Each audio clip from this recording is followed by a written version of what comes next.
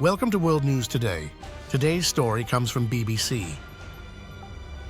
A leader of Kataib Hezbollah and two of his guards were in a vehicle when it was targeted in the east of the Iraqi capital. All three of them died. The Pentagon said the commander was responsible for directing attacks on American forces in the region. The U.S. has linked the militia to a drone attack in Jordan that killed 3 U.S. troops last month. In the wake of that attack, Kataib Hezbollah said it was suspending attacks on American troops to prevent embarrassment to the Iraqi government.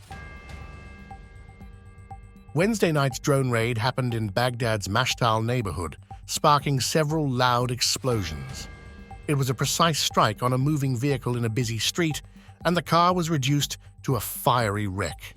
One of the victims has been identified as Abu Bakr al-Saadi, a senior commander in Kataib Hezbollah.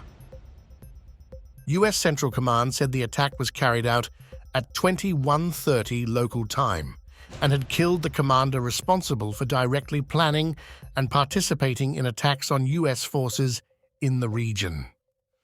There are no indications of collateral damage or civilian casualties at this time, the CENTCOM statement said. When a BBC team reached the scene, crowds of protesters gathered chanting, "America is the biggest devil." There was a heavy police presence, joined by SWAT teams from Iraq's Interior Ministry. The BBC team tried to get close to the burnt-out vehicle, but were driven back by onlookers who insisted that journalists were not welcome. "You are foreigners," one man shouted, adding, "and foreigners are to blame for this." There were reports of crowds heading to the heavily fortified U.S. embassy to protest. The raid comes days after the U.S. launched 85 strikes in Syria and Iraq in retaliation for the fatal 28th of January drone attack on U.S. troops. President Joe Biden described last Friday's wave of attacks as just the beginning of the U.S. response. The drone raid in the Iraqi capital will be seen as a major escalation in the U.S. response.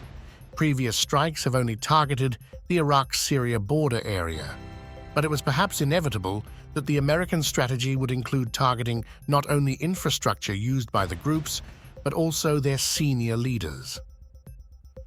Shortly after Wednesday's attack, militias in the country called for retaliation against the U.S. American forces have been hit with near-daily rocket and drone strikes since the Israel-Gaza war began on the 7th of October. On the 4th of January, the U.S. launched an airstrike in Baghdad against the leader of Harakat al-Nujaba, a group also blamed for attacks against American troops.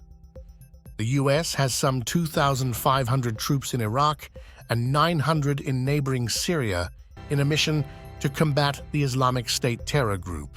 Thanks for watching this video. The sources can be found in the description below. Subscribe for more daily news from across the world.